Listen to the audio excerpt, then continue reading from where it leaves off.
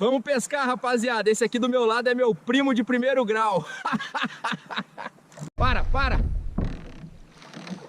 Que isso, primo? Aqui se foda! Eu pulo! Olha o que eu tenho na minha mão, papai. Um tucunaré tamanho de um caminhão. Isso sim é pescar. Bem,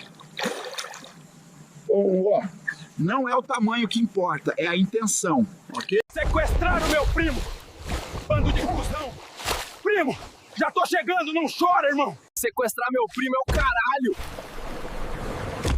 Mano, eu nem fui sequestrado. Ah, então foi mal, foi no impulso. Deu tudo bem, rapaziada. Foi erro meu dar um soco na nuca do cara. Se você quer fazer vídeo assim, cinematográfico e fudido, clica na bio, irmão.